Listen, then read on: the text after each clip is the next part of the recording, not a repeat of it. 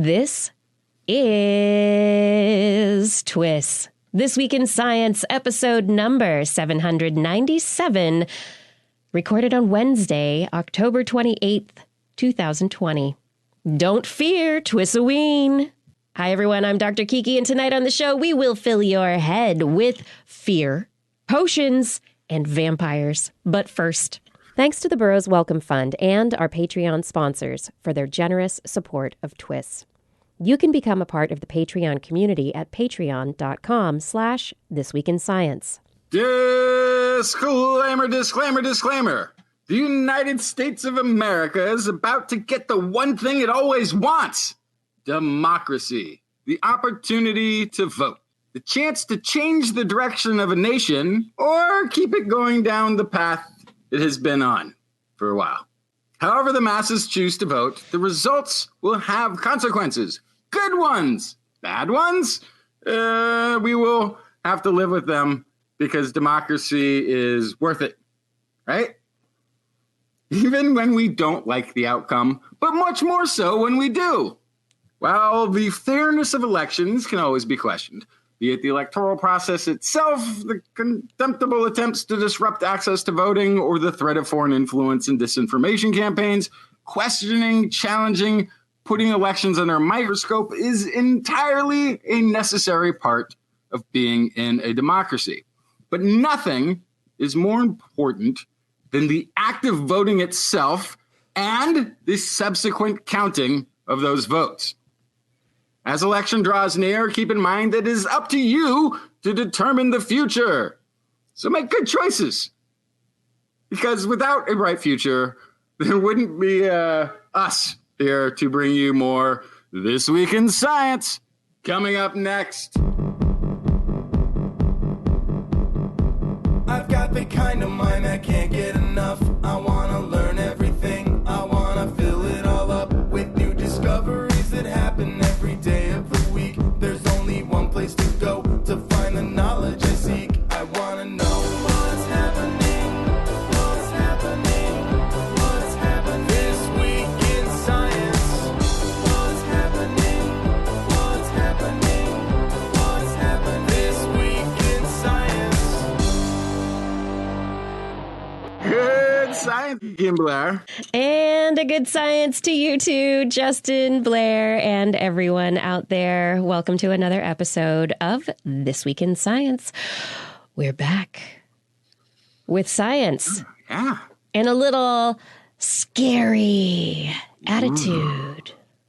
Yeah. We're bringing the TWISoween fever to the show tonight. Mwahaha. You may laugh.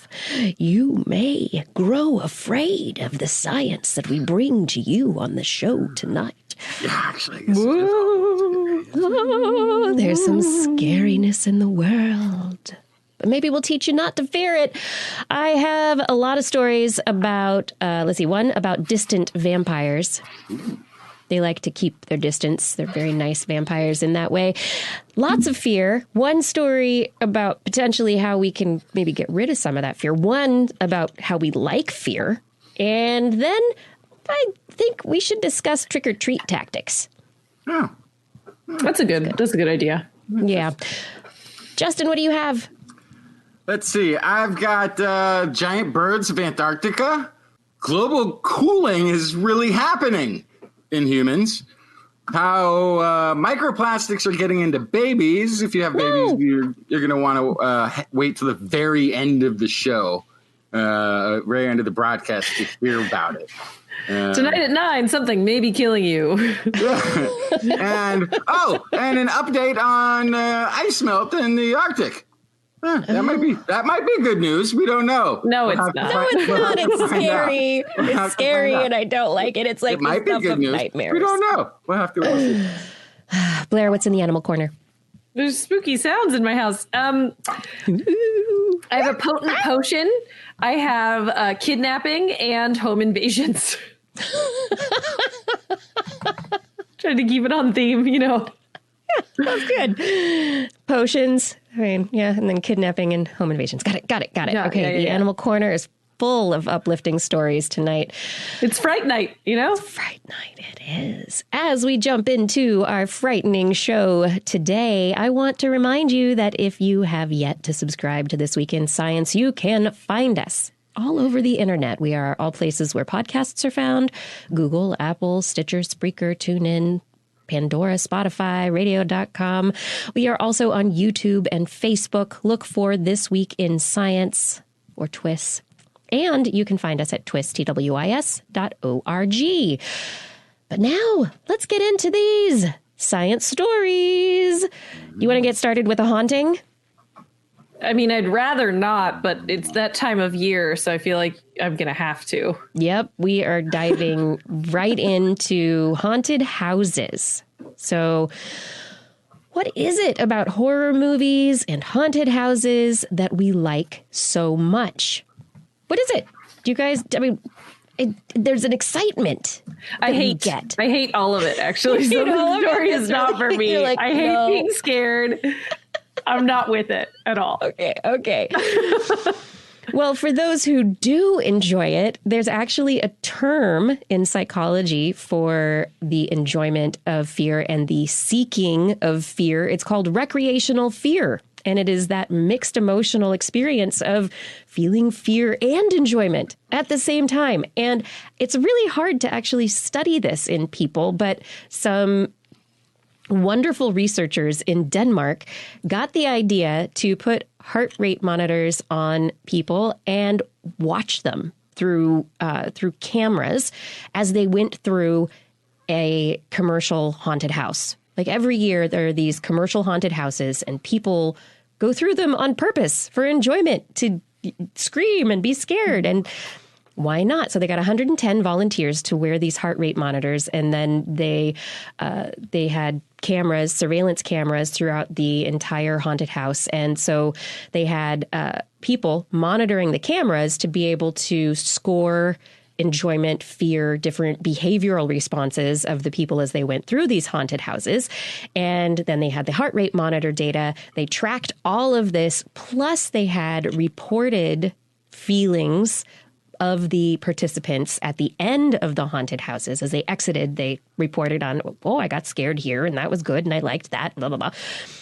Well, the result is that this is really the first time that they've been able to put together this real world situation with these kinds of data. And they have what they call a couple of inverted U-shaped trends, where there is high fear and enjoyment, and there's a sweet spot where fear and enjoyment are maximized.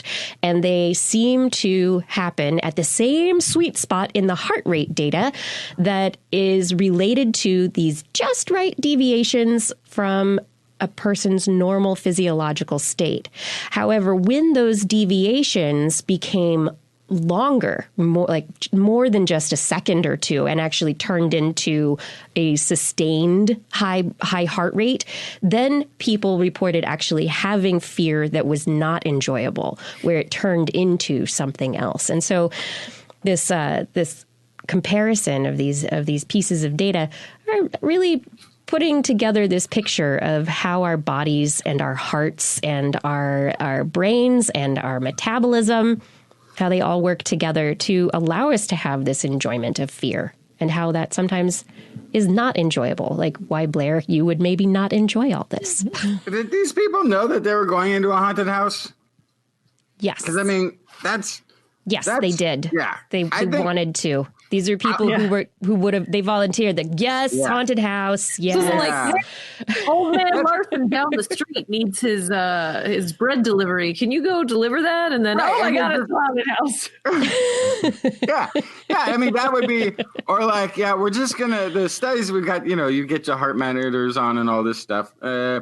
And basically, you're going to see a couple of images show up on the screen, and you don't have to do anything. We're just going to test your reaction. And then through the door bursts a man with an axe, like, ah! And so that's who I want to test. I want to see. So that's exactly what I hate too. Is this is the time of year when last night, late at night, I was scrolling on Instagram, and they autoplay certain videos, and this really creepy video started audio playing, or this scary like monster thing like popped up on the screen. I nearly threw my phone across the room. Oh shit. think you should have to opt in to the scary stuff. Yeah. It's not enjoyable for everyone. No. No. Okay, Justin, let's move away from scary haunted houses and why we enjoy them or Blair doesn't, and talk about big old birds. Are they scary, big birds? So it depends on what if you are afraid of birds, I guess, to begin with, because then any bird was already scary, and then the bigger the bird, the scarier it is. Although I'm not really sure how many people are scared of birds anymore, but they haven't maybe seen ones like this. So the biggest bird, or the bird with the biggest wingspan anyway, on Earth right now is, Blair, do you know it? The albatross. The wandering albatross, yes. It has an average wingspan of about 3 meters or 10 feet, up to, it can get up to like 11 and a half feet in length. That which is I can't even demonstrate, but it's like 2 of these, just about. You could put me head to toe, like 2 of me. Twice. With twice, yes. Yeah. I did put. So that's about half the size of the fossils recovered from Antarctica, which is it represents the oldest members of an extinct group of birds that used to patrol the southern oceans with wingspans up to 21 feet. Phew. Crazy. So these are birds that really, like, the wandering albatross already can be up there for like a month and a half and not come down. With the lift that they've got, they can just stay up. It doesn't take much energy. Right. If you got a They're nice soaring birds. Yeah. These are called pelagornithids. These birds sort of the oceans for at least 60 million years. So they actually also are like the longest existing giant bird form, I guess. There's some much smaller ones that date 62 million years ago. I guess they were up to about 2 million years ago before they went extinct. They found a 50 million year old portion of a bird's foot that shows that they arose basically just right after the mass extinction of the dinosaurs. There's another segment they found that's part of a jawbone that's about 40 million years ago. When you combine the data and how big and small these things should be, it figures to be a skull that was approximately 2 feet long. Because that seems like, it seems really It's definitely big. bigger. An ostrich skull's smaller than a foot. But this is a 21-foot wingspan that's also grabbing fish out of the ocean. So I don't know. I don't know if it is. I'm guessing, but please go ahead. Come up with the last detail, the last most important detail about the skull and the beak of these birds. Oh, yes. Oh, they have pseudo teeth. Yes. So albatrosses today do not. They don't have teeth. They just have their beaks, and they scoop up those fish very nicely. Yeah, so this one had some of the segment of the jaw that they found has these pseudo teeth that are about 2 inches long, and they look like really sharp. This looks like a bird looking at this like with really sharp teeth, but the pseudo teeth are more like fingernail type material. They're not needle-like. They actually they come up to a nice point. They look like teeth, but they're made out of a material that's not actually bone, but keratin, like fingernail-y stuff, right? It's more like little horns. But basically, those are designed to be able to grasp onto fish. Slippery fish. And hold them and then swallow them. Not meant for chewing. There's no jaw strength behind it or anything like that. But my favorite part of this story is that the researcher, these were discovered back in the 80s. And they were from Seymour Island, the northernmost tip of the Antarctic Peninsula. This is from a time when it was very warm. There wasn't ice covering Antarctica. And you had all sorts of marsupials living there, and ostrich-like creatures and other kinds of big birds and that sort of thing. They had recovered these. They were taken to UC Riverside. They were then moved to UC Museum of Paleontology at UC Berkeley, and then they were promptly forgotten about. They were right there in between the remnants of the craft that crashed at Roswell and the Ark of the Covenant, and just box covered in dust. Just sitting there. Mm-hmm. So this researcher, Close, he stumbled across the specimens. He was poking around the collection looking for stuff to study as a graduate student back in 2015. He started analyzing these bones. Like, what are these? What's going on here? And they were totally like under-identified. They had just sort of been found and set there. And maybe it was one of those situations where there's paleontologists or archaeologists in the field and they're finding bones, but they're there to study sea mammals.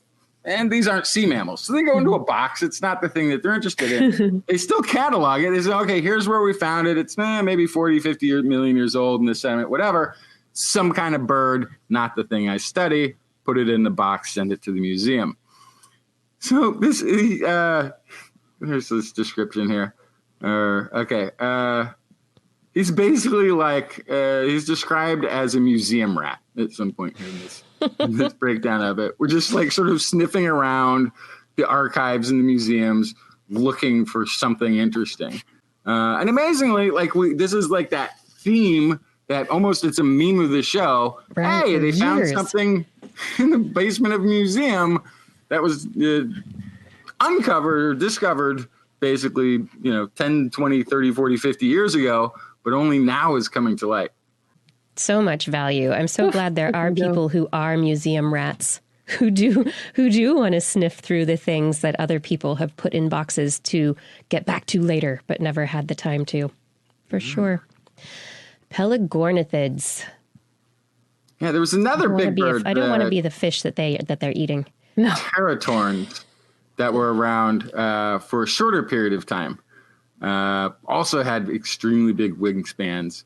And are related to vultures, but the pelagornithids apparently are not related to anything currently living. So they're not actually. They have a very similar morphology and hunting strategies as I guess as an albatross. They also can stay up for many weeks at a time. They think. It looks in this artist rendering too, like they took a lot of inspiration from the albatross. Yeah. It's like an albatross? Not exactly, but go ahead. Go bigger, an albatross, but bigger. With pointy teeth. Yes, exactly. All right, Blair, move us on in our TWISoween. The most potent potions. So we're talking about some of those fish that pelagornithid is eating. Yes, exactly. So this is the University of Cincinnati did a study looking at North American freshwater fish called least killifish. They're unusual from most fish in that they have a placenta and give birth to live young. So it's something that a few different types of fish do. Several shark species do this as well, but it gives them a kind of a bigger opportunity for biomagnification, which is why they were a study of pollutants in the fish and in those freshwater systems and kind of the impact. So they found that fish exposed in a lab to concentrations of 5 nanograms per liter of estrogen had fewer males and less offspring in general. And the normal concentration of estrogen in streams adjacent to treatment plants is around 60 nanograms per liter, so a lot higher than that. And so this just kind of shows that something we pretty much already had a good idea of, but this is a really good kind of laboratory model looking at specifically what the capacities are for where estrogen has impacts on the fish populations. And they looked at it specifically at synthetic estrogen called 17-alpha ethanolestradiol, which is an active ingredient in oral contraceptives and is used in hormone replacement therapy. So first of all, if medications are flushed, which you should never do for this reason, if medications are flushed, but also just as they move through your body, some of it is unmetabolized and it ends up in the water treatment systems, which have been extremely well designed to remove lots of other things, but not pharmaceuticals. And so those birth control or hormone therapy byproducts go straight into the water system. It's 2020. Why are we not hopefully people are working on this and trying to figure out how to filter out pharmaceuticals in water treatment plants. But I feel like get on this, guys. We're messing up the planet. So anyway, next step for this study is to see if estrogens and androgens do anything to those offspring beyond changing their ratios, which probably. I mean, these are sex hormones. The reason we use them at the doses we do is that they control our reproductive cycles. And we're a lot bigger than a teeny tiny little freshwater fish. Yeah, hence the small amount that can affect that freshwater fish compared to the larger amount that we need as humans. But I mean, this is something we've talked about before on the show, the effect of our pharmaceuticals on natural environments. And it's an ongoing question of exactly what impacts are we having. Our world has impacts on us and we just knock it right back. Indeed. I'm going to knock you out. Oh, no. My flushed pills are going to knock you out. No. Okay, let's move on. More scary stories. How about sneaky, sneaky parasites hiding in your blood? Yes, there are some parasites that get into your body. They get into your bloodstream, and they use you to find their next victim. They use vectors like mosquitoes to allow their passage from one victim to the next. And as they go, they have to hide themselves from your immune system. Dun, dun, dun. So they can survive another day. What I'm talking about? Coworkers like this, but what are you talking about? The call is coming from inside the bloodstream. Is that what you're talking about? The call is coming from inside the bloodstream. I am talking about malaria. Yes, malaria.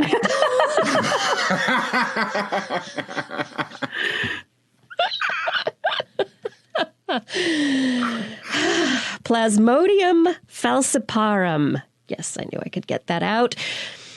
This parasite loves to hide in human red blood cells, and some researchers just publishing this week a study that they did looking at the genes that get activated during different seasons in human hosts for malaria. They looked at 600 people in Mali, Africa.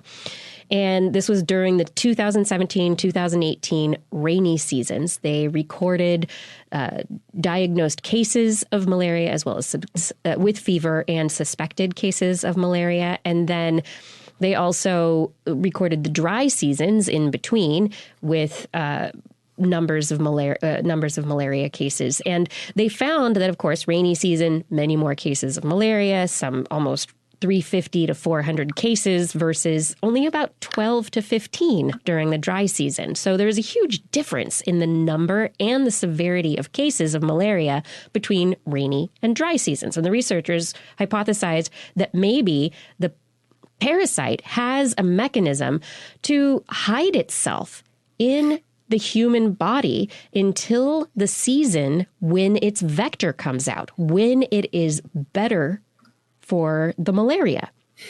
And they discovered there are different genes that get activated during the dry season that change the way that the red blood cells that are infected stick to the inner lining of your blood vessels.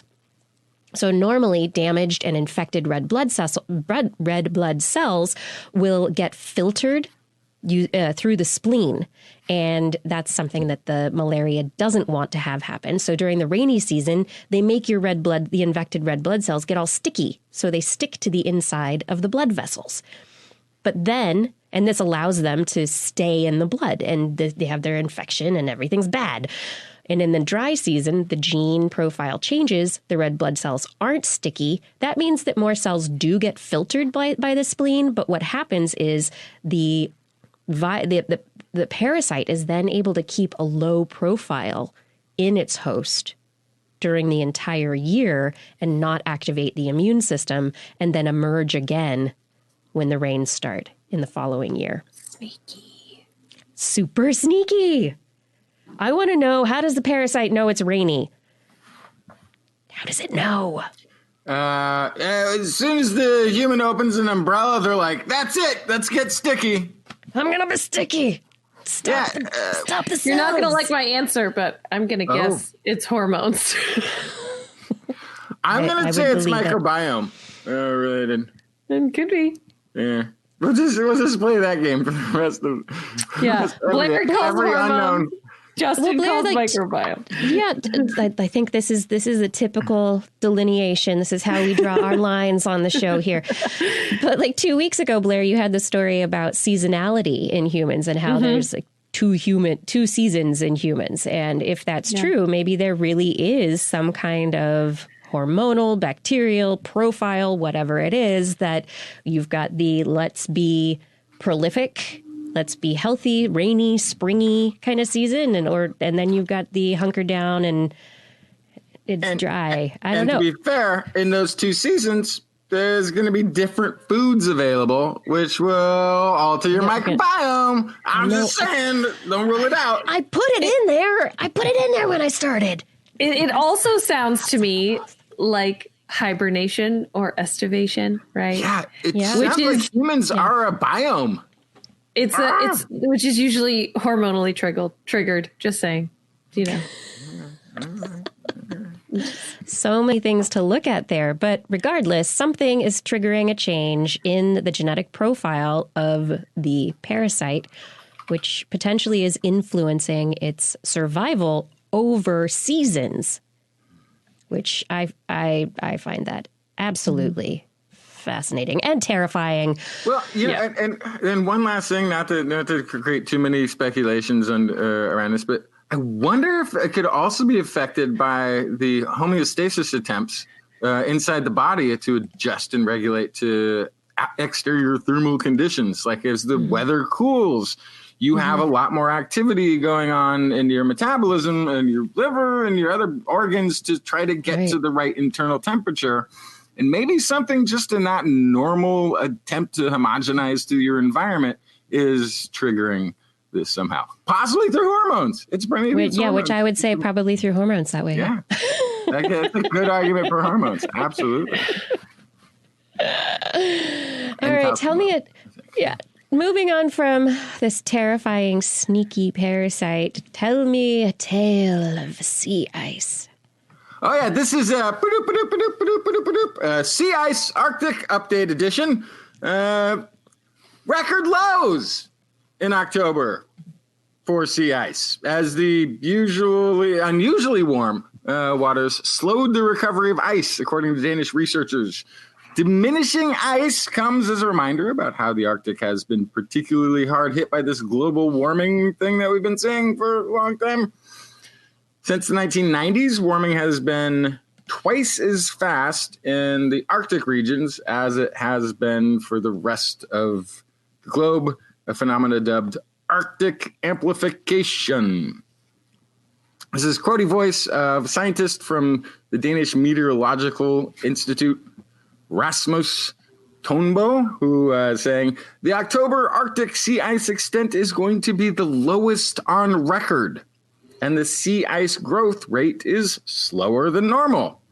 According to preliminary satellite data used by the Institute, sea ice surface area was at 6.5 million square kilometers, which is 2.5 million square miles, on October 27th, which is the lowest they have recorded in the history of recording the ice. Yeah. That's the scream of the terrified children of the future. So every year, ice that is formed in the Arctic melts in the summer. That is the normal part. Usually reaches a low point of about 5 million square kilometers, but then reforms. That would have been earlier in the summer, not now in October, but early in the summer. But it reforms to cover about 15 million square kilometers in the winter. Warmer temperatures are now reducing both the summer and winter extent of the ice, so it means it's just shrinking. There's less of it. They've been collecting this satellite data since 1979. So since 1979, this is the lowest it's been, which is how long we've been looking. Interestingly, September was only the second lowest rate. There was a spike in 2012, which would have been a dip, I guess, a dip in sea ice in 2012. It was, again, because of an influx of extra warm, unusually warm waters at that time. But then September then was the second since the recorded time of looking at this back to 1979. Ooh. The Institute said this was following a trend observed in recent years, which is described as a vicious spiral. Vicious spiral. I wonder if that's good. Let's read further. That sounds bad. Yeah. I'm going to say yeah. Vicious and spiral is not the good kind of spiral, but the bad kind of spiral. It sounded fun, but apparently, according to Tonebow, it is a trend we've been seeing the past years with longer open water seasons, making the sun warm the sea for a longer time, resulting in shorter winters. The ice doesn't grow as thick as it used to. Since the melting is already in the ocean, this itself does not directly contribute to the rise in sea levels. Right. However, with less ice over the sea, sunlight gets absorbed into the ocean, helping further warm the waters, therefore contributing to more ice melt off glaciers and the like, resulting in more melting. Not to mention their entire ecosystems that depend on sea ice to survive. Yeah. I don't like this nightmare story. Yeah, for the month of October, measurements show an 8.2% downward trend in ice over the last 10 years.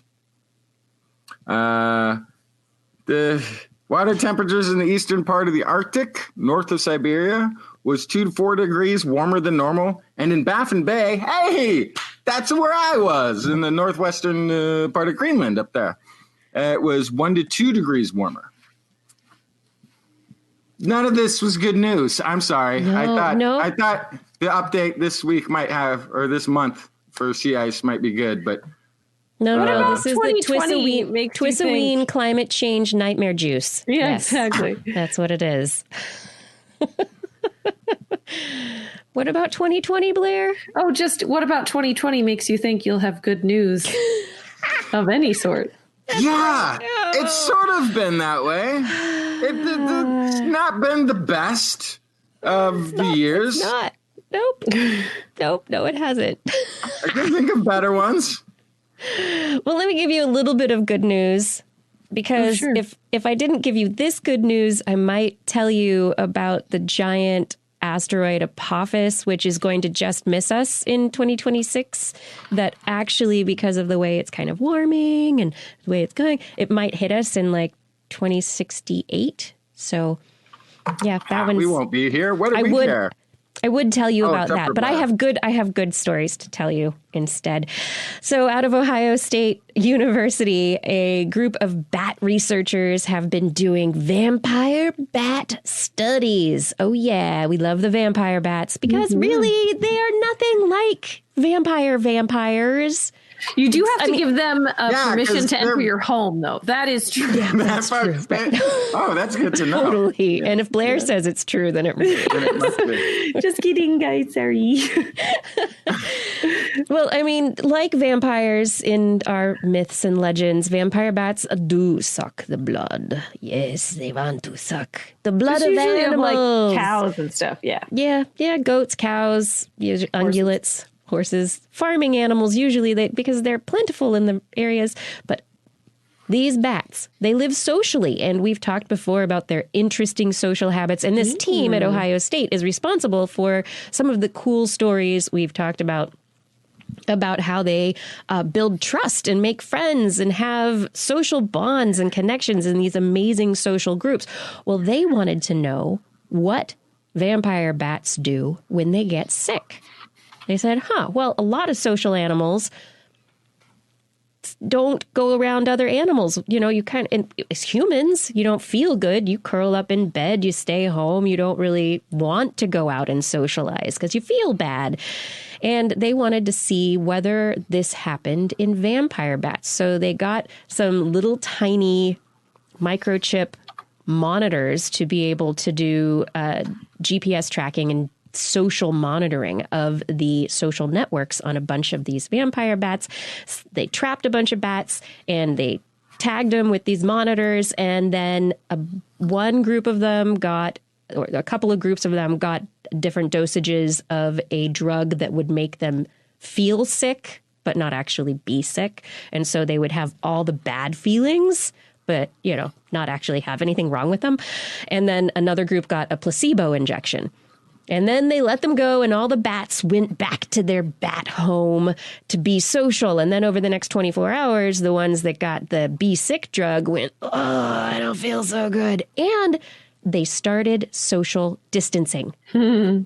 They started keeping their distance from other bats in the social group. And they found that the healthy bats, not only did the healthy bats, additionally, the healthy bats tended to avoid them. So sick individuals in the social groups naturally became a little bit distanced and isolated, which would help the health of that social colony. So it's good to social distance, y'all. Keep your distance. How many people this don't have the TWISoween. sense of a vampire bat? Yeah, this is back to me really hoping Act something like a vampire this Halloween. Keep your distance, man, and wear a mask. And maybe someday I'll come up with a rap that actually works with this. Okay. I wonder if vampires would be considered vegetarians. Almost like, I mean, they're not really because they're feeding off of an animal product. Blood. However, they're sanguinary, which is sort of what like vegetarians who like still will eat like eggs and butter. They're like, as long as it doesn't kill the animal, they're okay with it. So I guess vampires would be, would you call it sanguivores? Yeah. Sanguivores. Yeah. Interesting. They're not vegan, but I suppose they might be. Nobody's definitely vegan. Not vegan. Vegetarian because it's an animal product. Like, I don't know. I don't know, but this team does amazing work on these bats, and this I think is really a really interesting addition to our understanding of the social dynamics of these vampire bats.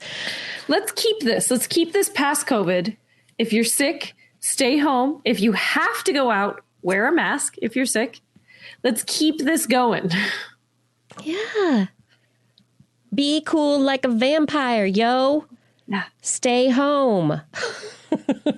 Don't feel good. Stay home. I don't want to jinx it, but I was just kind of marveling at the fact that I haven't got some yucky cold in the past 8 months. And it's because people are distancing and washing their hands and masking and all this kind of stuff. And so it's like, how could I? If I'm successfully avoiding COVID, I'm probably successfully avoiding a lot of germs. So yes. Yeah, can we keep this? Can we keep doing this? It's nice. Just keep the part where we don't give each other sicknesses all the time. Yeah. If you just tuned in, this is This Week in Science.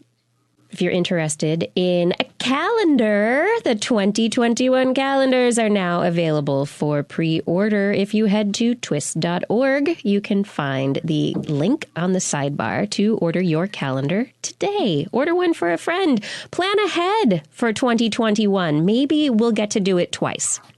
That's right. Get 2 calendars. If you also would like a shirt or a mug or some other item of TWIS merchandise for your favorite TWIS friend, well, they make great gifts as we come into the holidays. So while you're at TWIS.org, head over to our Zazzle store and browse our catalog of wonderful TWIS goodies that have been placed there lovingly by Blair. All right, let's come back for a little bit of COVID news. This is the sad, scary part of the show. Wait, the whole show. No. Okay, I've got some good news. I've got some things. Okay.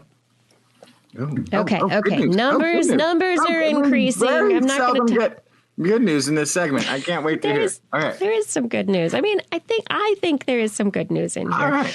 Because we're learning things, and it's important to learn and grow and change the way we do things. Well, one thing we've talked about a lot on the show is convalescent plasma, and there's been a big question as to whether or not it works. And it was given emergency use authorization by the FDA earlier this year. However, it had never had a randomized controlled trial completed before that point. Just a lot of data, but no controls. And finally, a randomized controlled trial has come out of India. However, there are some issues with that study as well. But the trial found no benefit to the use of convalescent plasma on patients with COVID-19.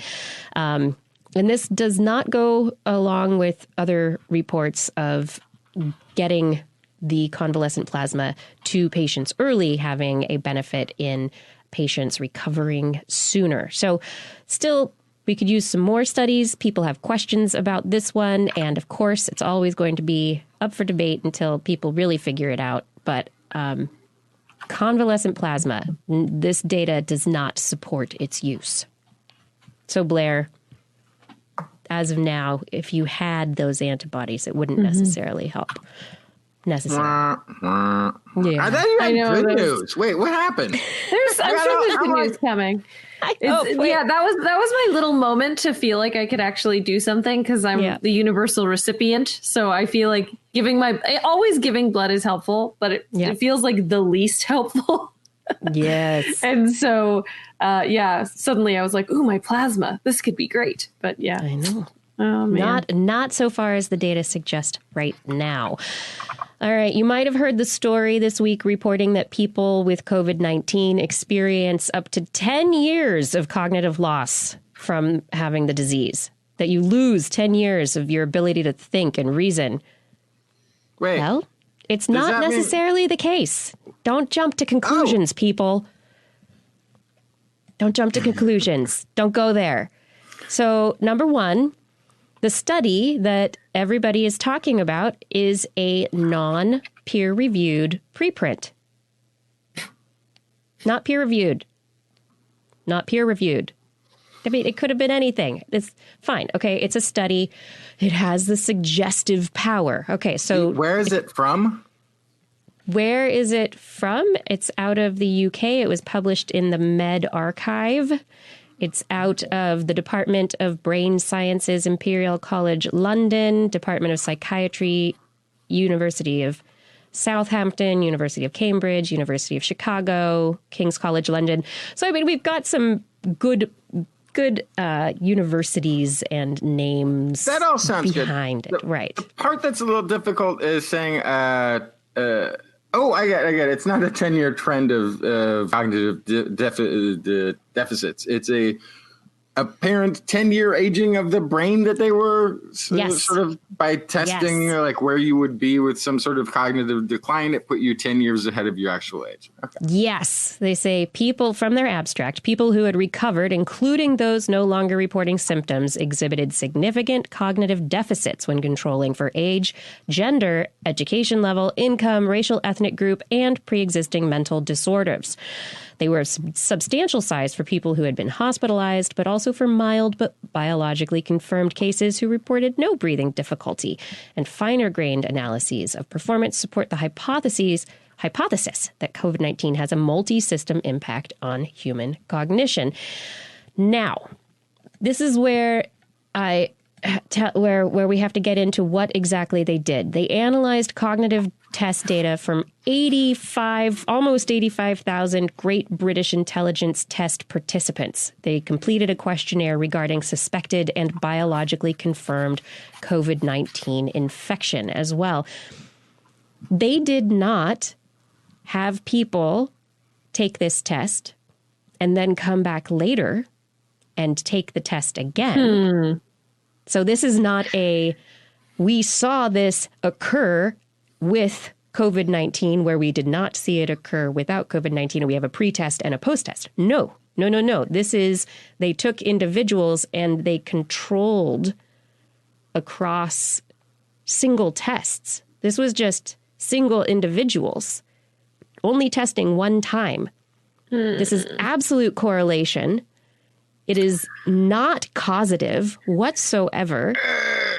But the difficulty, of course, is like you can't give COVID to humans and then test them after you've given the initial No, but test. you could, I mean, No. our infection rate is high enough. You could make a huge number of people take this test, and then the people who just happen to get it, you test them after they get better. I totally agree with that. That would be a smarter way to do it. I mean, it could be that there is just a 10-year age, brain age difference or testability difference in the people that took the test who had COVID and those who didn't. That's what I was thinking too. Is like the people who are on the front lines, let's say, who maybe are more likely to get COVID, might have just a harder life beforehand. Yeah, I absolutely agree with that. I mean, it has absolutely been primarily a working class disease. I absolutely agree with that. However, problem with the correlation is that it's not scientifically sound. The strength of the correlation is that it gives you an interesting place to investigate further. Mm-hmm. So I don't think it rules out at all the fact that it was correlative and that it's in the preprint or whatever. But I do think that it means that there is probably something worth looking into further. It's not a conclusion. Yeah, and so this is what I wanted people to think about. Number one, not peer reviewed. Number two, correlation, not causation. We only have one test point and just a large sample of people. There is a lot that is unknown, and yes.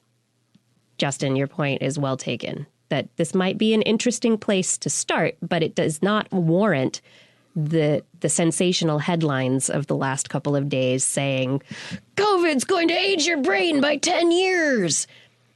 That still is speculative. It's a leap. And it's a leap. Yeah. But you could also just as easily then I suppose say that based on correlations, it may be that people with some sort of mental cognitive deficit are more likely to get COVID. Because if you're skipping precautions, if you're doing high risk things, if you're a low information person who it's not cognitively deficit necessarily, but if you're low information, like I heard there's a virus, but I won't listen to that anymore or figure out what I can do to protect myself. It's very possible that you're more likely to get COVID if you're low information absorption. There is so much we don't know, and it needs to be evaluated further before everybody jumps on the sensational speculative bandwagon. That's all I'm saying. So good news. Don't worry about it yet. From our minion, Tom Santa Cruz, we have a study out of the journal Physics of Fluids that supports aerosol transmission, albeit at a slightly reduced likelihood compared to droplet transmission, which is kind of what we've been talking about. But the big thing is that droplet transmission, the fomites, the bigger droplets that spray out of your mouth when you speak and you sing and you shout and you inhale and exhale heavily during exercise, those are the ones that cause the largest amount of transmission.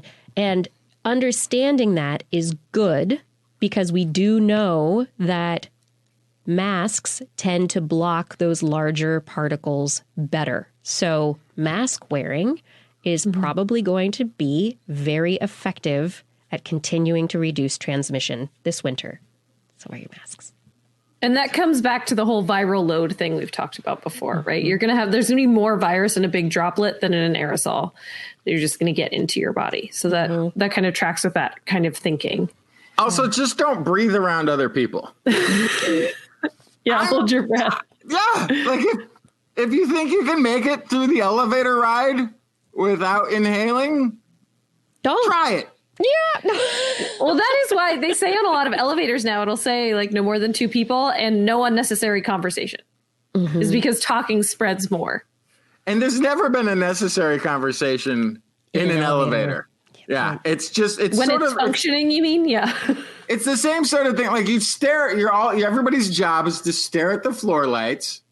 It's the same sort of rule for like when men are at urinals standing next to each other. You're not supposed to chit chat. You're supposed to just look straight ahead. Yep. Ignore the people around you. Wait till you get to your destination or finish your business, and then move on. Moving on to trick-or-treating. Kids around the country are either really sad because they don't get to trick-or-treat this year, or they are excited because they have some other alternative. What is the situation where you both are? Is it allowed? I'm pretty sure it's a no-go. Mm-hmm. Yeah, the city of Davis is trying to shut down trick-or-treating a long time ago anyway, but... Just doesn't like the college students trick-or-treating. Yeah, it's a little odd. It's not going to happen this year. No trick-or-treating. Yeah, we have no mandate on whether or not trick-or-treating can happen in our town, our city, but some cities have completely locked it down and said no trick-or-treating, and other places are allowing it. And I think it's good because overall, just having a plan is better than having no plan. And as for advice from science and from This Week in Science as to how to handle the Halloween holidays, if you know that kids might be out looking for candy door to door, it isn't necessarily a bad thing to leave into like bowls or bits or Kid in my neighborhood ends up with the whole thing. Bags of candy outside on the front porch that people can come up and collect on their own if they want to. First kid by in my neighborhood would have taken. It's just going to take the whole bowl. Yeah, yeah. There's honor system. Come on, we all have to be good this year. And Kids then don't have an honor system. They have a big bowl of candy system that's going all into the right now. And then right. And if you don't want to put that bowl, then maybe you can be an industrious engineer and create some kind kind of a launch or shoot system. Yeah, I was thinking about that. Just a long candy pipe from a window or a door of your You're like the abode Onceler in the Lorax. Little pail. honestly, of all the things that people are doing, as long as you're wearing a mask for Halloween and you're outdoors, you should be fine. Yeah, and you tend wash to your go hands. in your pod. That's the other thing. Yeah, and then just let the candy sit for 3 days, excruciatingly painful as that may be. I don't know about if you that, can but definitely, wipe it down. But what I was thinking was like definitely not snacking while you're trick or treating, which is always the thing to do, right? Is to pop a candy in your mouth as you go from house to house. Yeah, that's when did probably you grow a bad up? idea. That's out. When did you grow up, Blair? When I was a kid, I was trick or treating in the 90s. They checked our candy for razor blades. Oh, the razor blade thing. Yes, that happened during my childhood as well. Like drugs, like they would went through this forensic scanning on the kitchen counter, which I always suspected was just a way for my mom to take out her favorites. But still. Didn't they discover that was never really a thing, right? But yeah. So, a lot of stuff was never really a thing. It was. I was trick or treating right in the heart of that, so they just said only prepackaged stuff that looked like it hadn't been tampered with. Then you could eat it right away. Right. But that, as you said, Blair, is not a good idea. Right. Don't snack while you trick or treat, and make sure you bring it home. If you can wait, let it sit for a day or two. If you have a spray bottle of alcohol, you can probably spray the outsides of all of the packaging, and that might do a little bit to kill some virus. Make sure you wash your hands for sure before you. Just daintily open the wrapper and then use some chopsticks to eat the candy, chopsticks. Right? Or just wait. Can't you just wait 3 days? Go ahead and tell a child just home from trick-or-treating, still in their outfit, to wait to eat their candy. See how that goes. Are you going to do that, Justin? Is that your plan? Oh, absolutely. I mean, nobody's going trick-or-treating, but that would be the plan. It would be a great character building. The marshmallow experiment, right? From the side of alternatives to trick-or-treating, there are a lot of people being creative with scavenger hunts and some like Easter egg hunts, but it's trick-or-treating hunts in backyards and houses, and having kids search for candy in your homes, having scavenger hunts outdoors in places that are away from lots of people and lots of other hands with things that you've hidden, so that it's easy for the kids. There are lots of ways for the kids to have costume and play and trick-or-treating and enjoy the Halloween holiday. There are so many wonderful things out there. We can still have our fear and our fun. Shoe Brew in the chat room has an amazing idea, which is just, if you are going trick-or-treating, buy a couple of bags of candy and hide it, and then switch it out when you get home, and tie them over with that for a while. That would absolutely not work on my kids. Or if you they are tracking, because they do this whole barter system afterwards, where they like swap out the candy. So they already are in their head like, oh, I got 3 of these. I got 6 of those. I got 5 of that one that's going to bring me all the other stuff that I like that didn't end up in my bag. They're so on it. They're like little Wall Street or stock exchange people at the end of a night of trick-or-treating. Of course. Yeah. Absolutely. I think that one thing you could do is instead of having a bag of candy at home, so you can have the trick-or-treating candy snacks, have your pockets, just fill your pockets with candy before you leave the house even. And then you can just give your kids candy snacks so they can get a trick-or-treating sugar high just walk along as you go. And then stop in front of a house, give them some candy, walk to the next house. Doesn't look like they're home. We'll go to the next house. We'll go to the next some house. Candy in the bag. Here, have some I like it. Yeah. That might be doable. Yeah. It's more of a parade. Yeah, there are lots of ideas. Be safe. I do hope that everyone continues to act like a vampire. Keep your social distance. Let's wear those masks. And not like this, one that actually covers your mouth. The mask I'm wearing would not be sufficient right now. Be safe this Halloween.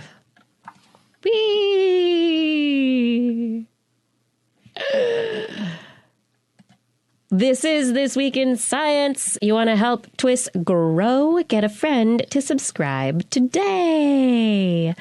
Oh, hey. You know what time it is. I'm ready. I'm ready for... Blair's Animal Corner with Blair. Oh, here we go. She loves our creature, great and small. Biped, millipede, no pet at all. You want to hear about animals? She's your girl. Except for giant pandas and squirrels. There's Animal Corner. Got Blair. I have a home invasion under the sea. Under the sea. Oh, no. Take it from me, right? This is a study from the University of Exeter and Duke University looking at a fan favorite mantis shrimp and the way that they find their home. So they have burrows in coral rubble, and they use that burrow as a shelter, as a place to feed, as a place to molt when they lose their hardened exoskeleton and they have to harden their interior. And so they're kind of extra kind of susceptible to predation. It's where they mate. It's where they lay eggs. And so the competition for the perfect burrow is fierce. They need to be big enough to fit into, but also small enough so that they can use their armored tail to block the entrance well enough. And this group of scientists wanted to find out what made the perfect burrow size. And they found that when you just kind of put a bunch of empty burrows out for a mantis shrimp, they chose the larger than ideal home, probably because they thought they were going to grow a little bit. So they wanted to like grow into it. However, when they had to fight for a burrow that was currently occupied, they had a different tactic. So they found that overall, resident mantis shrimps won the fight 69% of the time against intruders. So if you're going to try to steal a burrow from another mantis shrimp, the odds are against you to start off with. But this is what's very interesting. When the intruders fought burrows that were slightly smaller than what the researchers kind of had calculated would be the ideal size, they actually won 67% of the time. If the burrows were much smaller or much larger than the intruder's ideal size, the victory rate dropped to 13%. So it's a very specific kind of a Goldilocks scenario. What is the perfect size of a new burrow? But also beyond that, if they're going to fight for it, they want to fight for a slightly smaller one. And they think the reason for that is that a slightly smaller burrow is probably occupied by a smaller shrimp. So, yes. Bullies. Exactly. Oh my gosh. So they're forcing the little guy out of their home and stealing their home. So they will compromise on size if they think the fight will be easier. And this is the group of mantis shrimp for the mantis shrimp aficionados. We know that there are stabbers and smashers. These are the smashers. These are the ones with the big smashers. Club that they can reach a speed of over 50 miles an hour and create a flash of light by vaporizing water on contact. So they will kind of bang, bang, bang to try to punch the mantis shrimp. And then when they curl up, then they use their tail as a shield. So it's kind of like they have their hammer and then they have their shield of their tail. And between that, they're trying to fight for their space. So it really seemed like when intruders triumphed, it was because they succeeded in throwing the first punch and delivering more strikes overall, which is just like how you win a fight, I guess. But overall, how they win a fight is by fighting somebody smaller than them. Also that, picking on the little guy. And there's the little one. Kiki, if you click on the story, there's actually a video. You can watch one of the fights happening, which is pretty funny. So we'll try to find that. Yeah. So basically, you can see these guys kind of, I think this is an unsuccessful attempt to get into one of those burrows, but you can see how they use their tail to kind of protect, and then they kind of end up cowering away from the burrow. They didn't quite make it, but anyway, I can't get it to open. That's okay. So everyone just go to TWIS.org and check out our show notes and click on the link for this story, and you'll see the quite entertaining video. Just kind of like, let me in there. No? Okay, never mind. Never mind. I'm good. Yeah. No. Never mind. As you were. Talk to the tail. Yeah. And speaking of invasions, the other Animal Corner story I have for tonight is about the invasion of mole rats and the following kidnapping of children. Naked mole rats kidnapping children. It's a QAnon plot. Yes, it's mole rat children also. Mole rat. Mole rat children. It's not human children. Thank goodness. This is a trio of researchers from Washington University, St. Louis, the Columbia River Intertribal Fish Commission, and San Francisco State University. And they found that invading mole rats will kidnap pups from the colonies they conquer. This was the results of a decade-long study of mole rats in the wild in a national park in Kenya. So in prior research in a lab, they've seen captive mole rats stealing pups from rivals. But this is the first time seeing this kind of very wild behavior in the wild. So in this effort, they had this long-term study in their native environment. And so in order to kind of be able to manipulate variables, in this national park, they captured and marked multiple mole rats from several colonies so that they could kind of follow them and watch their movements. And they noticed one day that there were pups from one colony that all of a sudden were in another. And it looked as though they had been taken forcefully. And mole rats, if you don't know, they can live in colonies with populations up to 300 individuals. And those colonies, they don't build overnight. So they have workers and queens who produce the workers. But if you want to grow your numbers quickly, the larger colony is usually the one that can triumph over a space. And so they actually can steal pups from other colonies to increase their numbers. It's not a spite thing. It's not a dominance thing. It's not a gene pool manipulation thing. It's really, it seems like they just are trying to get to be the bigger colony as quickly as possible. And they've also shown that just in general, bigger colonies do better in the wild, not even just competing with each other for space, but just in general, the colony does better if there's more of them. More workers makes sense. Yeah, more workers. It is interesting that they use these pups as workers. As far as they can tell, they don't become part of the breeding structure. So you're still maintaining your gene pool, but you're increasing your numbers for workload. So they are co-opting the baby mole rats from other colonies, not letting them reproduce and making them work. So they really they're enslaving them. They're little mole rat slaves. Although they probably don't know, because they're probably just raised from such a young age in that other colony that they're just another worker rat. I mean, probably. Do they ever notice that they don't get to carpe the diem? Well, I think most workers don't get to do that. Yeah. So probably is not that different. So that's not fair. Nature's not fair.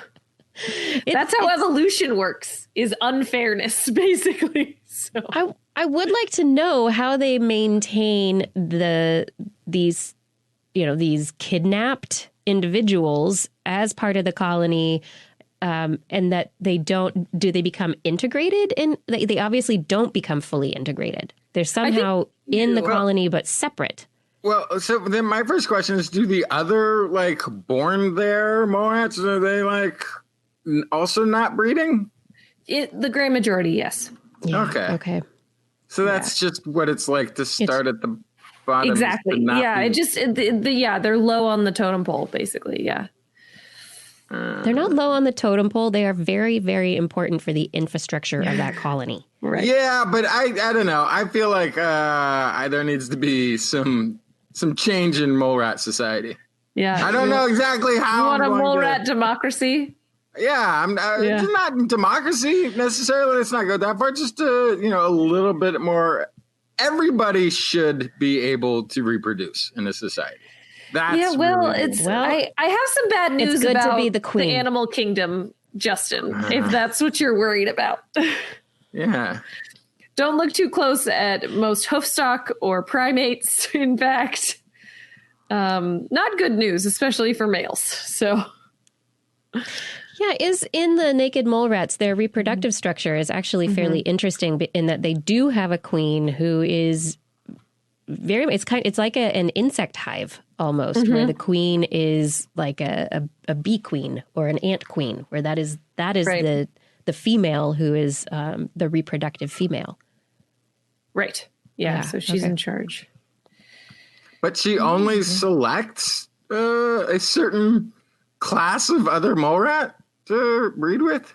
Yeah, so she, usually through chemical cues, tries to find a lesser related male to make sure that the gene pool is good and healthy. And so, wouldn't that be the integrated other colony mole rat? That's a good question. That's weird. I think that would be a good thing to look at for a future study. The next 10 years. Yeah, is maybe they do end up integrating fully genetically into the situation over time, but I guess the females aren't breeding then, but the males seem like they would be first in line. Right.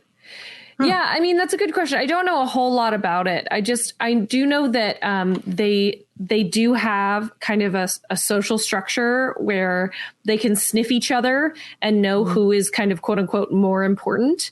And the more important mole rat goes on over, like if they come face to face in a tunnel, the quote unquote more important mole rat gets to climb over the less important mole rat as they pass. Right. Right. I feel like there needs to be like what's its name? Is it McMonkey McBean? Whoever did the Sneetches stars, like to go That's in. Dr. Seuss, come on. What's Dr. Seuss? But it's I think that I can't remember the name of the guy who was putting the stars on Sneetches. But an experiment like that where you neutralize scent differences between them all. And just see what takes place. See how it disrupts society. See what happens. It would disrupt society like crazy. Yeah. It really would because they use their scent for everything. It's very important.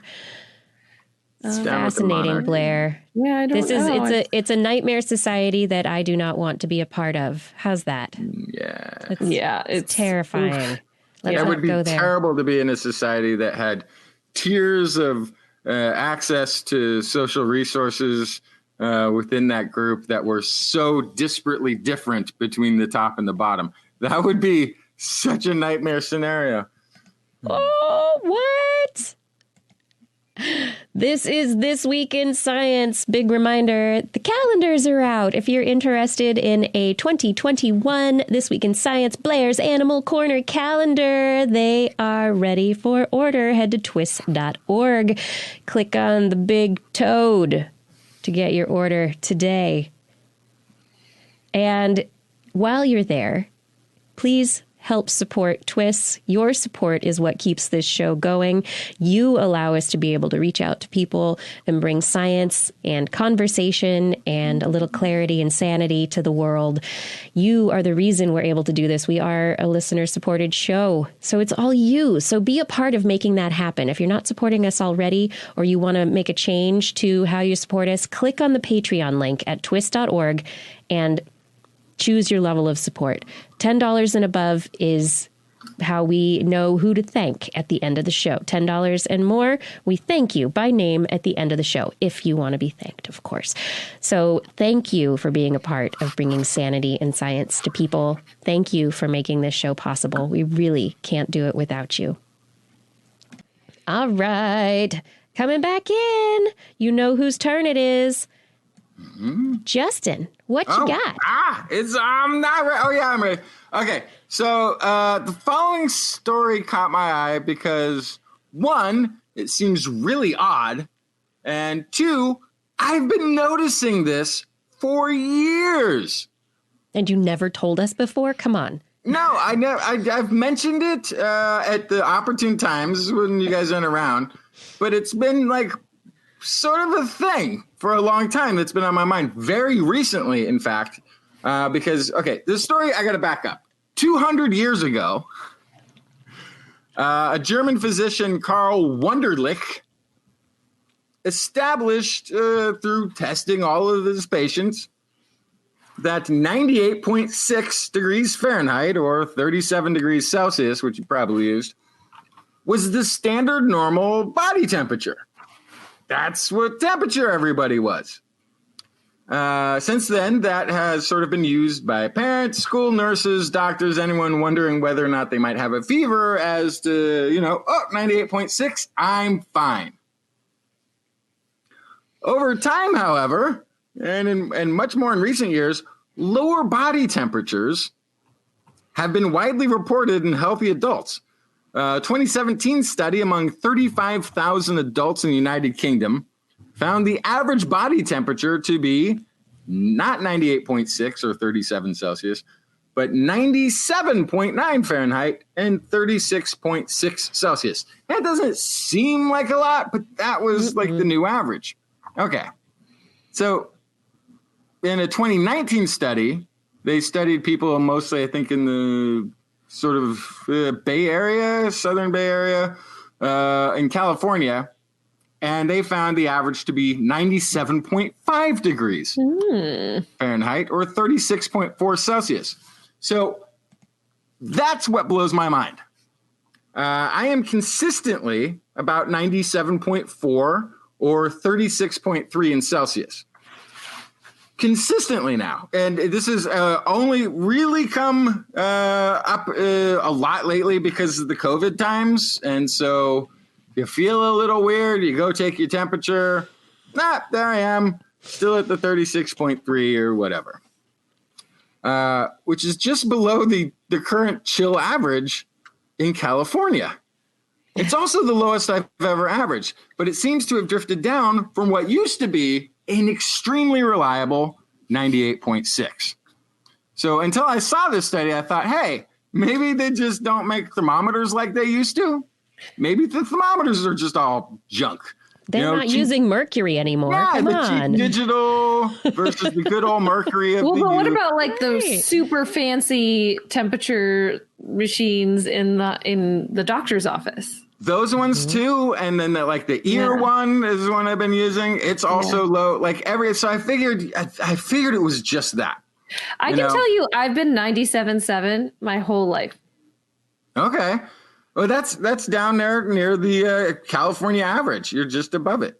But I guarantee you I was a 98.6 for forever, except maybe it's kind of drifted down to this lowest point it's ever been. Anyway, that's why I was freakishly consistent at 98.6 as a youth.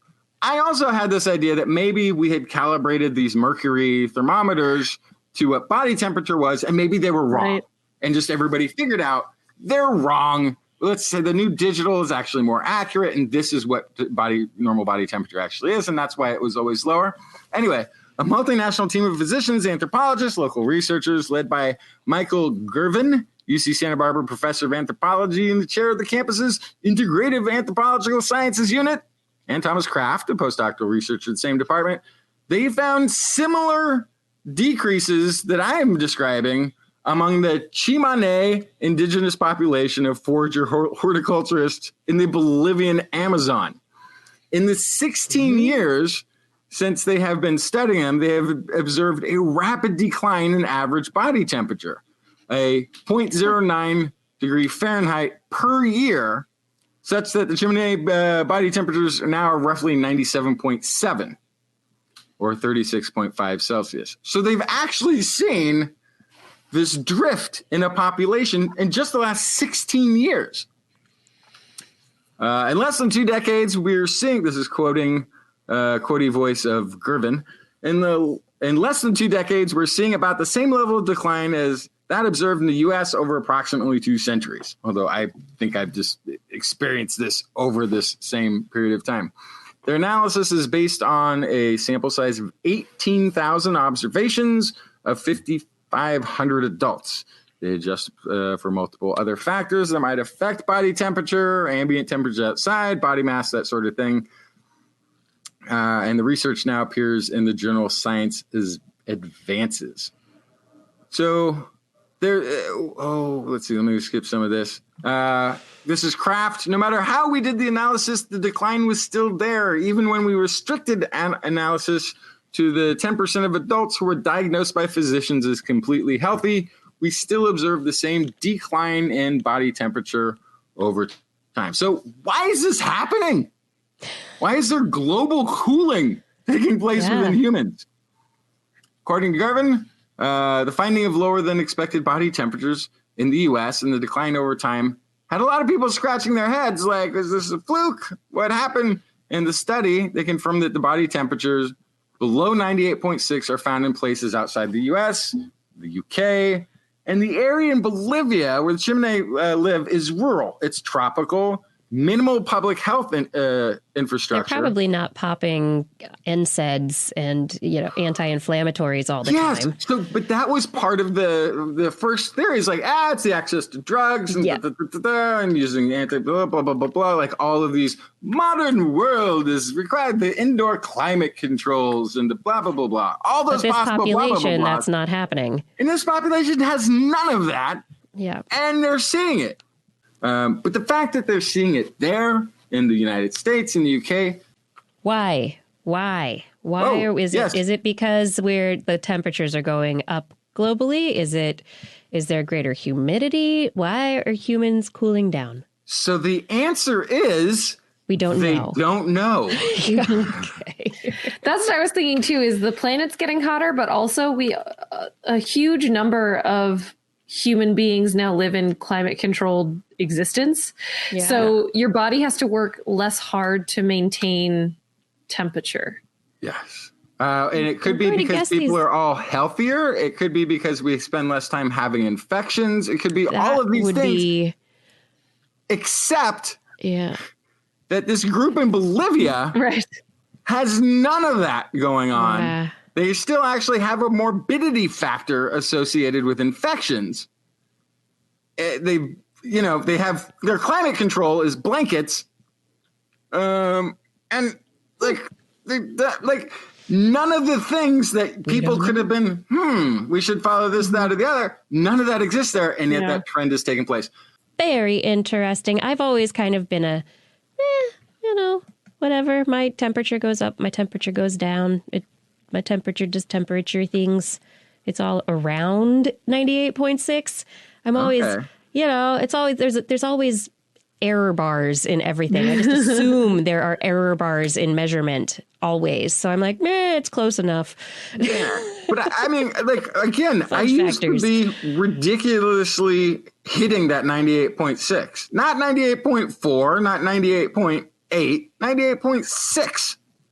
You are an anecdote. The whole, I absolutely am. All of the people are, it's an interesting story. I absolutely am, except that the fact that this weird low temperature that I'm consistently getting hits the California average. So that makes it feel like, even though we need a lot more research and study, but it makes it definitely feel like California. Something in the water? I don't know. In the air? What is it? I don't know. I can't tell you. There's a lot of smoke in the air, that's for sure. It's hot right now. Hot in California. But I'm not scared. Ooh. Justin, do you have any more stories? Do you have one more? You want to be scared? Yeah, are you going to scare me now? Oh, I forgot. I had a teaser. For people who like babies, new research shows that high levels of microplastics are released from infant feeding bottles. So formula or even the pumped breast milk containers are pumping children, babies, full of microplastics. Research also indicates a strong relationship between heat and microplastic release. Ta-da! We knew that. Warmer liquids, far greater release of microplastics. So let's see. Let me get down to key findings. This is sort of important stuff. Okay, so they estimate exposure to 12-month-old patients to microplastics in 48 countries and regions and have published their findings in the high-profile journal Nature Food. So I just want people to know that, the same way you like to let people know, that when there's something that's like that's like a meter, that's like 3 feet, that a 12-month-old patient, that is the same as a 1-year-old baby. Correct. Yes, in most countries. Okay. In most countries. We needed to clarify that. In most countries, yes. In some countries, they are beginning their second year. So the team undertook a global survey, and they estimated this in the microplastics in the 48 regions. Following the current guidelines for infant feeding, bottle sterilization, and feeding formula preparation, the average daily exposure for infants is in excess of 1 million microplastic particle thingies per day. However, in Oceania, it was 2.1 million. In North America, 2.3 million. Europe was 2.6 million particles per day. So the level of these microplastics can be reduced by following a modified sterilization and formula preparation procedures. Their recommended sterilization and formula preparation procedures are sterilizing infant feeding bottles. Sterilize the bottle with these new World Health Organization recommended guidelines and allow to cool. Prepare sterilized water by boiling in a non-plastic container rinsing the sterilized bottle at the with the boiling water, and then rinsing it out with cooled off sterilized water 3 times. For preparing the infant formula, prepare hot water using, again, non-plastic kettle cooker, and prepare infant formula in non-plastic containers using at least 70°C water. Cool to room temperature. Transfer to prepared formula in high quality plastic infant feeding bag. So what I'm hearing here is that don't heat plastic. Yeah, don't heat it. Or if you heat it, you can sterilize the bottle, so you can put it in boiling water in a kettle or whatever and boil it with the water, but then let it cool so that the plastic is not hot when you put anything in it. So it's just not it's not hot. Hot plastic is plastic that moves. Yes. So I think what they're saying is it's okay to use that hot water, but it's then you have to let the water you boiled cool it out all the way, and then rinse it off. Yeah. Room temperature sterilized water. Rinse the plasticky bottles after they've been sterilized so that you get any plasticky bits off of them that would be transferred to food. So that, So it's a process of cleaning the surface. I don't have a baby, so I don't know. But do they make like glass? Yes, bottles. If you have access to glass bottles, use glass because that would be different. Yes, but I think pumping mechanisms are usually all plastic, so that's probably where things pretty much get everything surrounding. And they've tried to take out all the harmful stuff, but if it's plastic, it's plastic. That's the thing that's going to be. Yeah, but then also, like, how many microplastics am I ingesting every time I wash my plastic water bottle that's supposed to be BPA free or whatever, but then still it's probably releasing plastic particles if I'm heating it up. So then this would be good stuff to consider for that too. Absolutely. Yeah, agreed. Agreed. Yeah, but so at 70 degrees Celsius, they found 16.2 million particles per liter. When they increased the temperature to 95 C, which is boiling and a little bit more, they got as much as 55 million. So that increased temperature releases the plastic. Release the plastic. So there's just another thing to put on the list of things to worry about when you're having a baby. Room temperature water was about 600,000 parts per liter, so much Reduced. Incredible. Like it's like Richter scale magnitudinal decreases.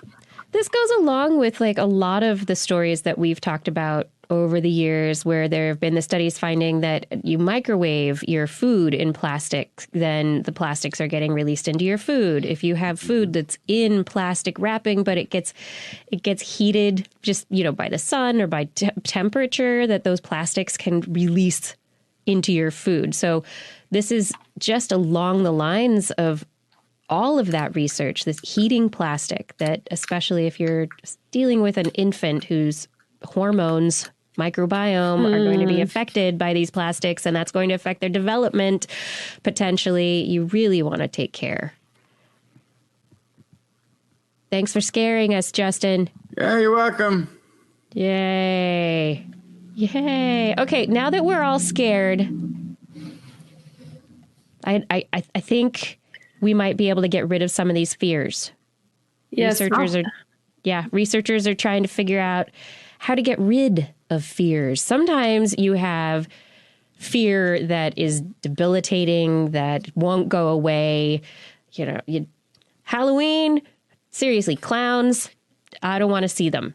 Don't want to have anything to do with that. But through fear extinction learning, that's like exposure to a fear-inducing stimulus over a period of time, you extinguish the fear through a learning procedure over time, getting rid of that fear response. It's great. You can move on with your life and not be stifled by that fear, which would be pretty awesome.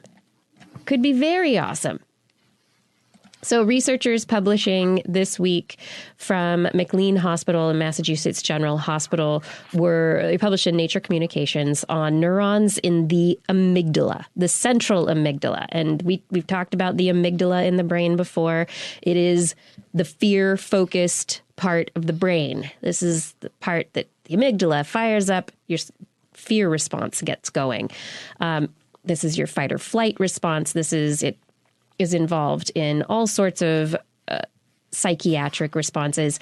And in looking at this, they were trying to figure out what mechanisms are involved in the extinction of fear response. So they were examining how different gene pathways get activated within neurons in the amygdala. They looked at specific neurons called corticotropin releasing hormones. Corticotropin are releasing hormones. They start the pathway for releasing your stress hormone, corticosterone, and then the stress fear response gets started. And so they're like, okay, how does gene expression work to mitigate this? And by checking out these amygdalar neurons, they were able to discover that there is a mechanistic molecule, a regulatory gene called CREB.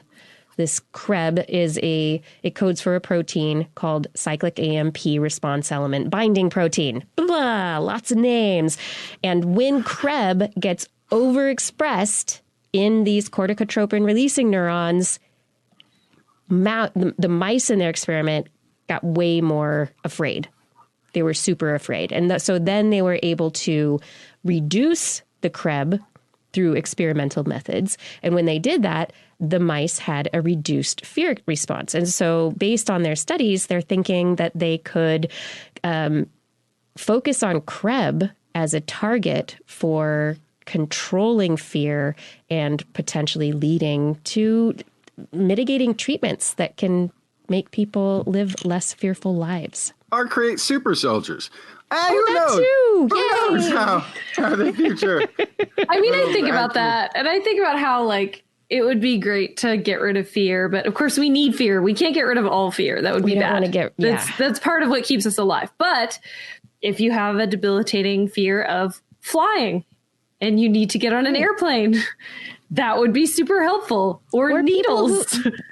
People who have, needles, agoraphobia, just fear of the outdoors. You know, there are so many fears that can lead to real disruptions in life. And if you can, and sometimes the cognitive behavioral therapies, the things that therapeutically, behaviorally, we try to lead to extinction, reassignment of the reassociation of the fear memory. So it, instead of being fearful, it becomes a better memory over time. It's hard and it doesn't always work. And perhaps there are other ways that it can be done. Or maybe it'll help with super soldiers. Right, Justin? Aside from cats, I don't really have any big fears that are considered unreasonable. But I have a lot of things that I would consider cautious nature sort of things. I would be afraid of the thing overriding a good conscientious cautiousness about danger in a day-to-day environment. Yeah, well, one thing about CREB and this cyclic AMP response binding protein, this is not only found in these neurons in the central amygdala, too. So you'd have to make sure that if you were targeting a response, it's really targeted.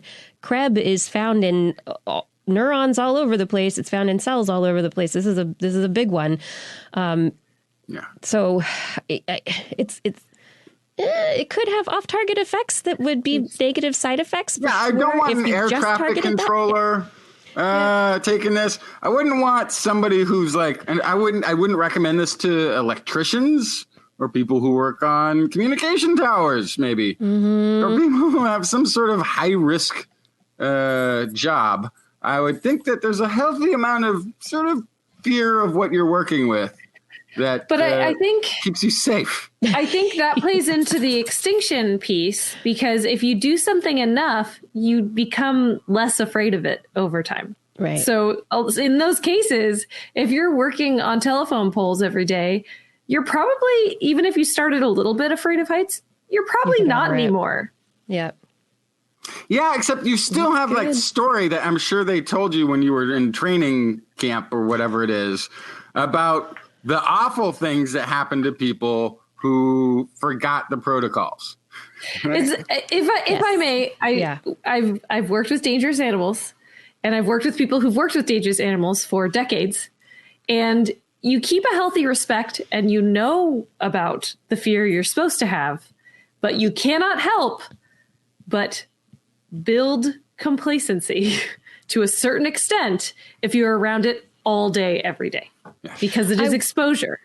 Yes, there is that, but I will say there are different personality types as well. And I did gymnastics as a child, and there's a point when you get to balance beam and floor, all of the events really starting to do much more advanced triple axel. Moves.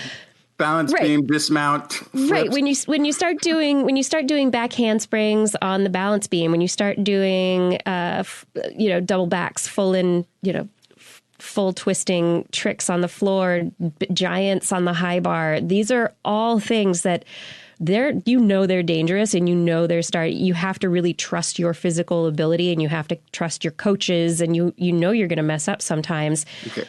If you're in gymnastics, don't trust your coaches. Lesson number one. No, there's higher rates of injury. No, I didn't mean that. Sorry. Let me clarify this. We covered this on the show before. Yeah, higher rates in gymnastics of injury, of hospital taking injuries in girls gymnastics than there are in professional hockey. Yeah. It's more dangerous. But what I was going to say, it is dangerous, but you at a certain point make up you decide whether or not you're able to move forward with the fear of some of those moves. And there's a certain point. It's all inside to you, overcome and it's you. Your fear and safety to please the coach. That never happens.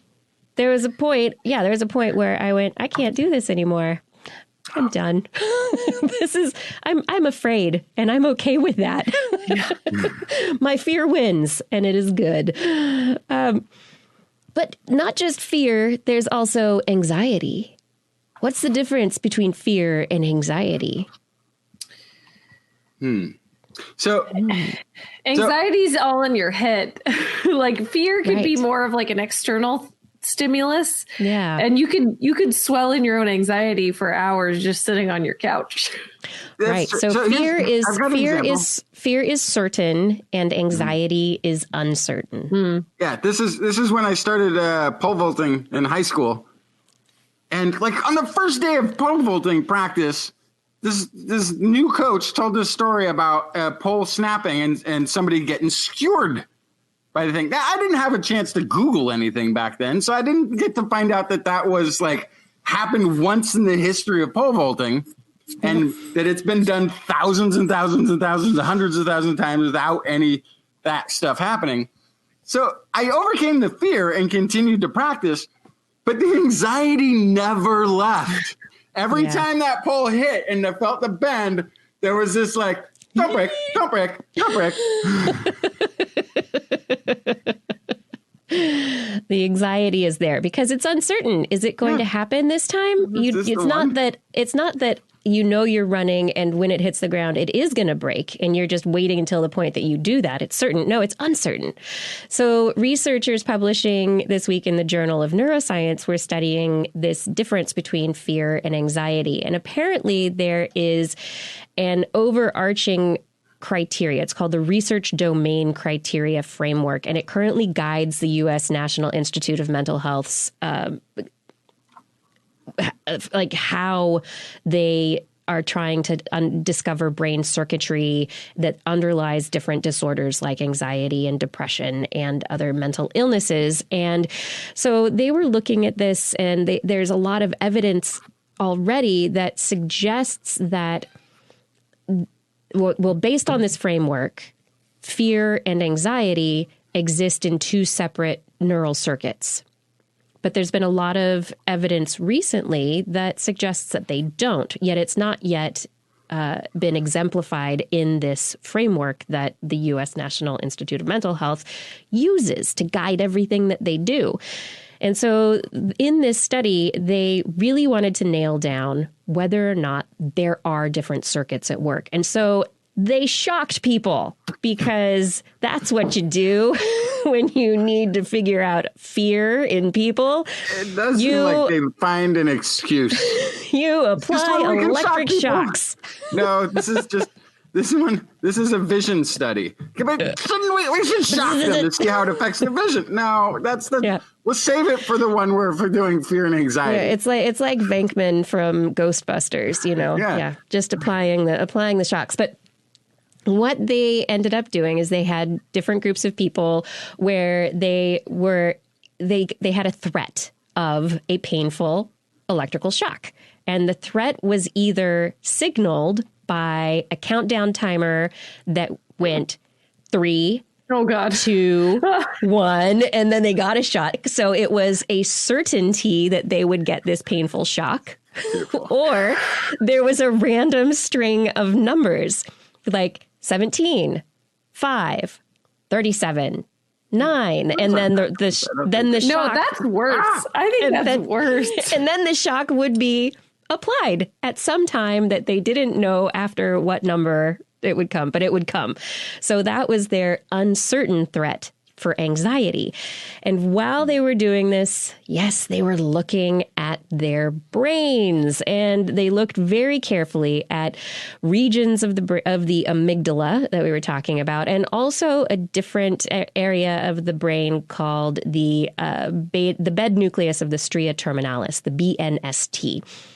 And when they were looking at these areas and doing the shocks, they ended up discovering that, lo and behold, they pretty much respond exactly the same.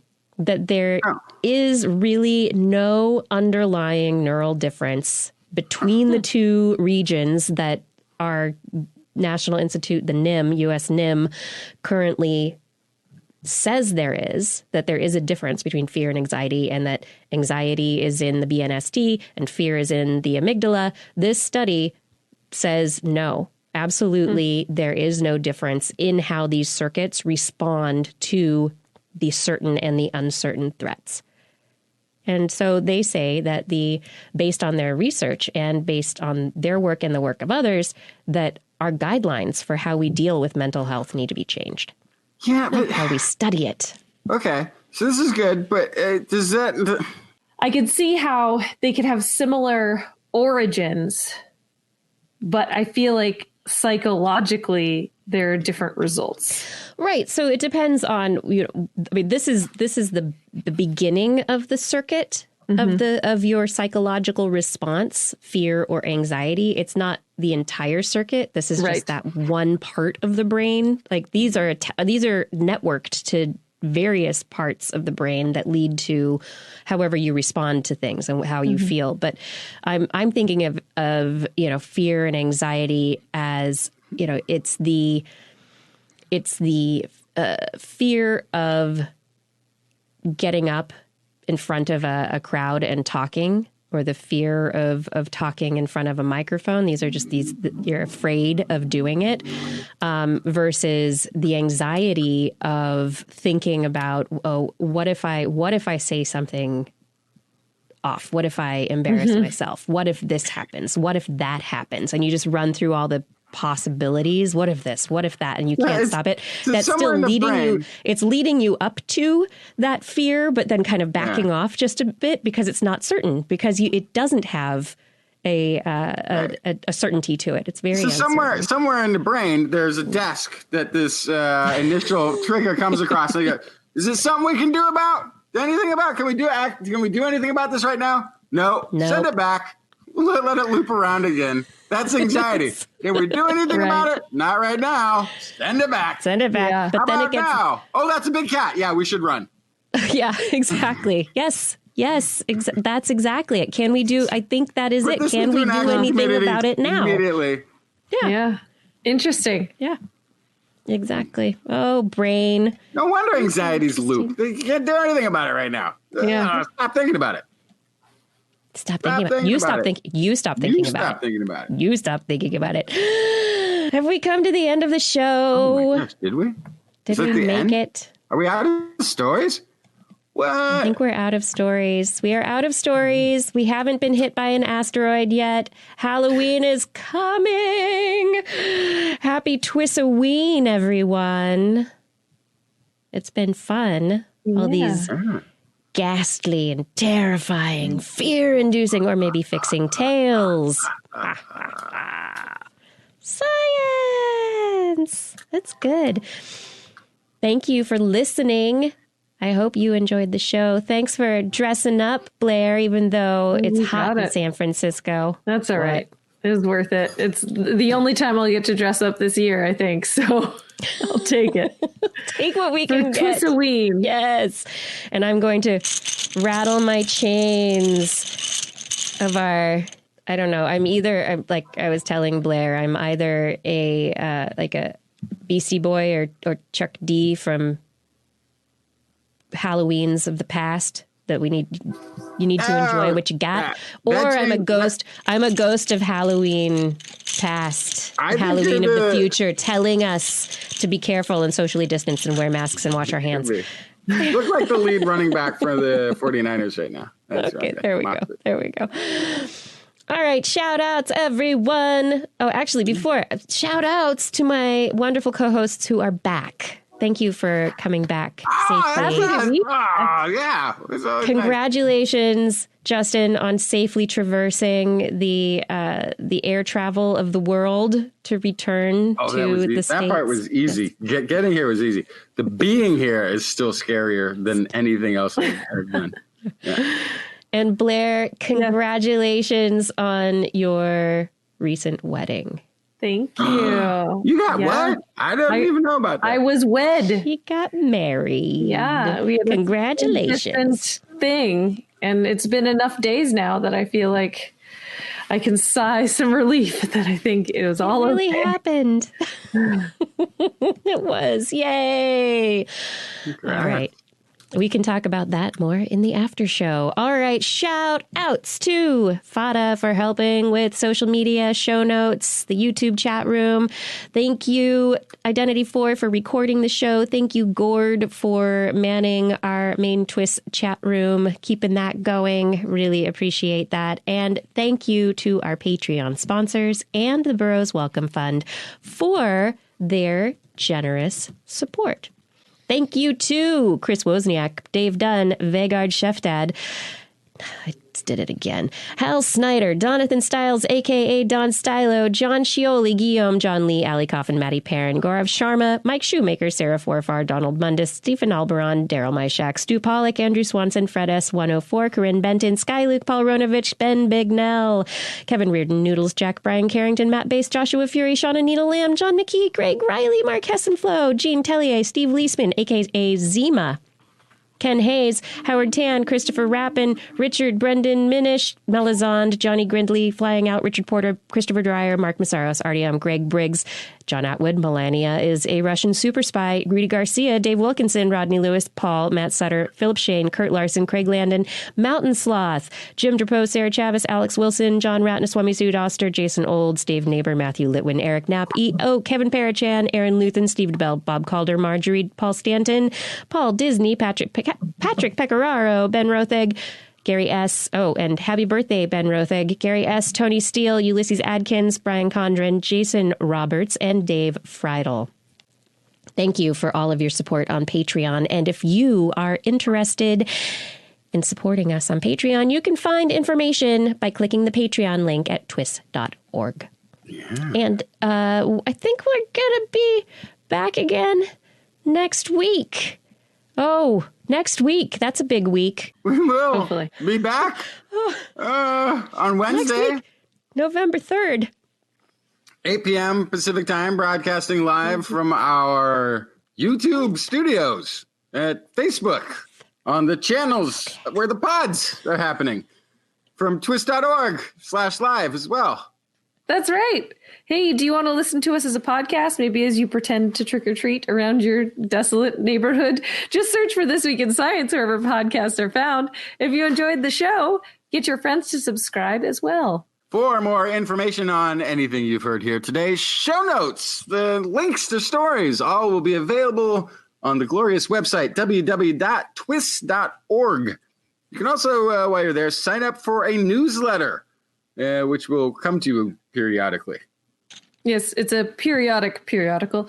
You can also contact us directly. Email Kirsten at thisweekinscience.com, Justin at twistminion@gmail.com, or Blair, me, at blairbaz@twis.org. Just be sure to put TWIS, TWIS, in the subject line of your email. Get spam filtered into a teeny tiny hole inside of a Death Star, no bigger than a womp rat back home, and you will never see it again. You can also hit us up on the Twitter, where we are at TWIScience, at Dr. Kiki, at Jacksonfly, and at Blair's Menagerie. We love your feedback. If there's a topic you would like us to cover, an interview you would like us to talk to somebody about, a haiku that comes to you in the night, please do let us know. We'll be back here next week, no matter what, and we hope you'll join us again for more great science news. And if you've learned anything from the show, remember, The fear is all in your head.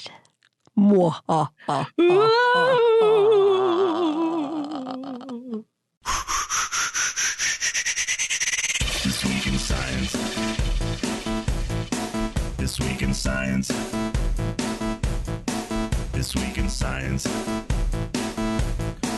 This Week in Science, it's the end of the world, so I'm setting up shop, got my banner unfurled. It says the scientist is in, I'm gonna sell my advice, show them how to stop the robots with a simple device. I'll reverse global warming with a wave of my hand, and all it'll cost you is a couple of grand. 'Cause this week's science is coming your way, so everybody listen to what I say. I use the scientific method for all that it's worth, and I'll broadcast my opinion all over the earth. 'Cause it's This Week in Science. This Week in Science. This Week in Science. Science. Science. This Week in Science. This Week in Science. This Week in Science. Science. Science. Science. I've got one disclaimer, and it shouldn't be news, that what I say may not represent your views, but I've done the calculations and I've got a plan. If you listen to the science, you may just yet understand that we're not trying to threaten your philosophy. We're just trying to save the world from jeopardy. Jeopardy. And This Week in Science is coming your way, so everybody listen to everything we say. And if you use our method instead of rolling a die, we may rid the world of toxoplasma gondii. 'Cause it's This Week in Science. This Week in Science. This Week in Science. Science. Science. Science. This Week in Science. This Week in Science. This Week in Science. Science. Science.